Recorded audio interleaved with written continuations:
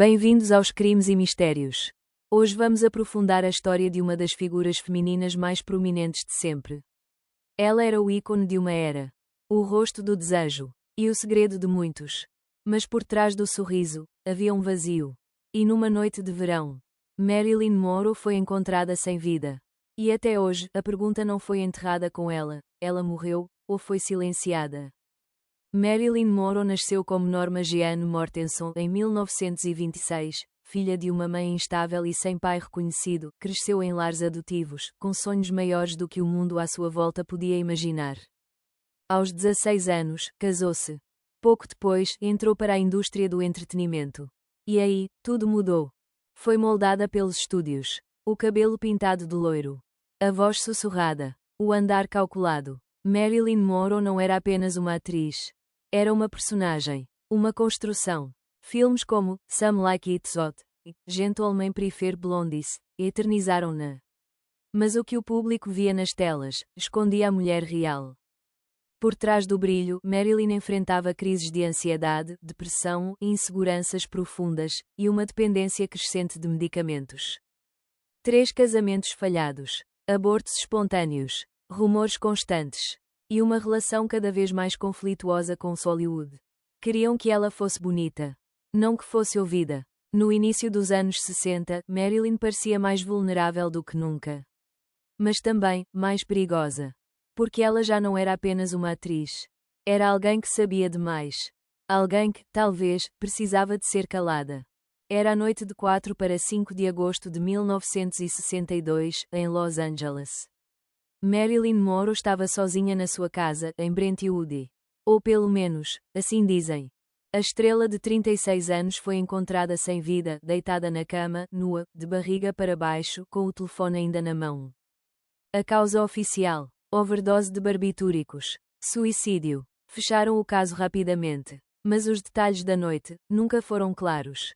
A cronologia oficial da morte de Marilyn Monroe é uma teia de horários contraditórios e testemunhos que não coincidem. Segundo a governanta, Eunice Murray, ela terá ficado preocupada por volta das 3 horas da manhã, ao ver a luz do quarto de Marilyn acesa. Tentou bater à porta. Não houve resposta. Murray então contactou o psiquiatra da atriz, Dr. Ralph Greenson, que teria arrombado uma janela e encontrado o corpo de Marilyn já sem vida. Pouco depois, o médico pessoal dela, Dr. Ima Engelberg, declarou oficialmente a morte, por volta das 3h30 da manhã. Mas, há testemunhos que contestam essa versão. Segundo a autópsia, a morte teria ocorrido entre as 8h30 da noite e 10h30 da noite anterior. Ou seja, quase 5 horas antes da chamada à polícia. Por que esperar tanto tempo? Por que razão a polícia só foi contactada às 4h25 da manhã, quando Marilyn já estava morta há várias horas? Inicialmente, Eunice Murray disse que tinha ido dormir por volta das 22 horas e só acordou de madrugada. Mas, anos depois, em entrevistas, admitiu que, na verdade, já sabíamos que ela estava morta há horas. Mas, não podíamos dizer logo. Palavras que lançaram mais sombras sobre aquela noite. Ao longo dos anos, a sua história variou muitas vezes e respondeu a muitas perguntas, com "não sei", ao longo do tempo. O tempo não bate certo. E quem estava naquela casa sabe mais do que contou. Na cena do quarto estavam vários frascos de medicamentos. Mas nenhum copo de água.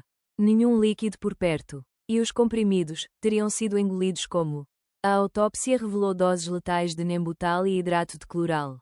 Mas havia outra estranheza. O estômago estava vazio. Sem vestígios de comprimidos. Sem espuma. Sem vômito. Algo não batia certo. Horas antes da morte, Marilyn teria falado ao telefone. Com amigos. Com o seu advogado. E segundo alguns, com o presidente John F. Kennedy.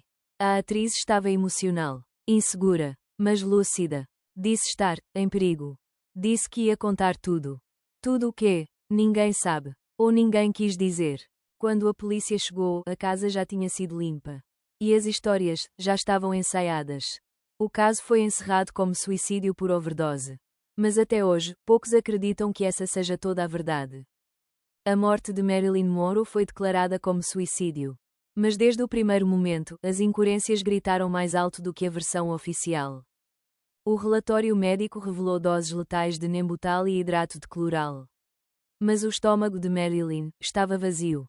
Especialistas que analisaram o relatório questionaram: foi mesmo uma overdose ingerida? Ou foi administrada de outra forma, fora do alcance do público? O diário pessoal de Marilyn, onde supostamente guardava confidências, desapareceu da casa naquela noite. Nunca foi encontrado. A polícia foi chamada mais de 5 horas depois da morte estimada.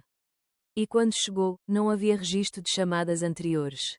Nenhuma urgência, nenhum alvoroço. Parecia uma cena preparada. A governanta Eunice Murray deu várias versões da noite. Disse que dormia. Depois disse que estava acordada. Disse que esperaram por ordens, mas nunca explicou de quem. O psiquiatra Dr. Greenson e o médico pessoal Dr. Engelberg foram evasivos nas declarações. Evitaram entrevistas. Desapareceram da opinião pública. Muitos acreditam que a versão oficial foi construída às pressas, para evitar escândalos maiores. Porque Marilyn não era apenas uma atriz. Ela sabia segredos. Estava ligada a pessoas com poder. E ameaçava tornar esses segredos públicos.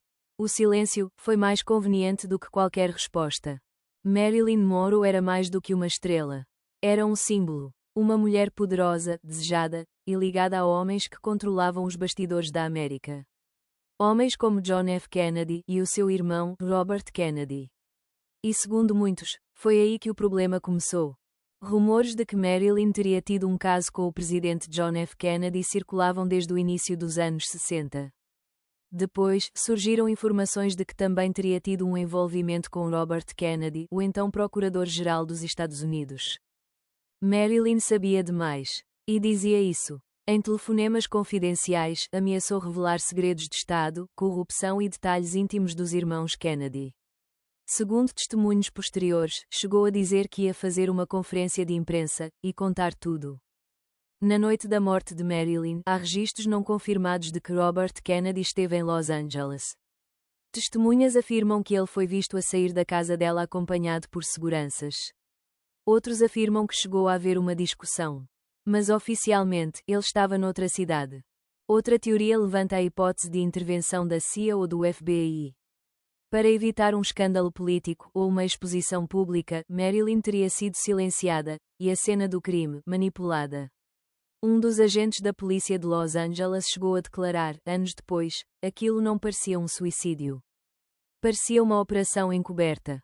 Outros ainda acreditam que Marilyn, exausta e emocionalmente frágil, pode ter tomado os comprimidos, por vontade própria. Mas que, ao perceberem o que aconteceu, os que a rodeavam escolheram reescrever a história. Para proteger os nomes e manter o sistema intacto. Marilyn Monroe morreu a 5 de agosto de 1962, com apenas 36 anos.